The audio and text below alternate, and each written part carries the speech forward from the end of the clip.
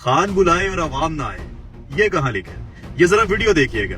एक तरफ ये लोग भी हुआ करते थे जिनको घर से बुलाने के लिए, जलसा गाह तक लाने के लिए कीमे वाले नान दिए जाते थे, बिरयानी दी जाती थी। इन लोगों को 500,000 की दिहाड़ी दी जाती थी। इन लोगों के लिए बसें, गाड़ियां बुक करवाई जाती थी। इन लोगों के तरले मिन्नतें किए जाते थे किसी तरीके से जलसा गाह तक आ जाओ। और फिर जलसा गाह में वलीमा सिस्टम मुतारफ कराया गया था इन लोगों के लिए। इनको खुद से झंडे दिए जाते थे, खुद से सब कुछ सारा इंतजाम किया जाता था, जिसके बावजूद भी आवाम नहीं आती थी। और दूसरी तरफ पिछले 2 साल से आवाम को मार मार के घरों के अंदर घुसाया जा रहा है। जो में आवाम बाहर निकलती है रैली एहतजाज के लिए, फिर से मारदार शुरू कर दी जाती है। शेलिंग हो, गोलियां हो, खौफो हिरास पिलाया। पिछले 2 साल में इन लोगों ने इस मुल्क में क्या कुछ नहीं किया।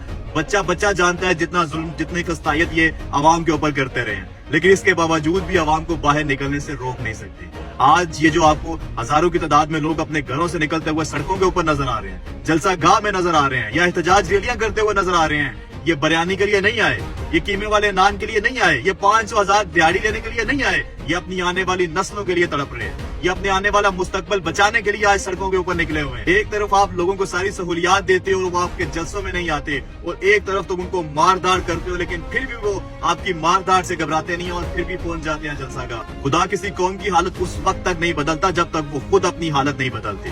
जब आवाम ये तैयार कर देती है कि हमने अपनी हालत बदलनी है, हमने अब जालिम के आगे खड़े होना है, फिर किसी का बाप भी उनको अपनी हालत बदलने से नहीं रोक सकता।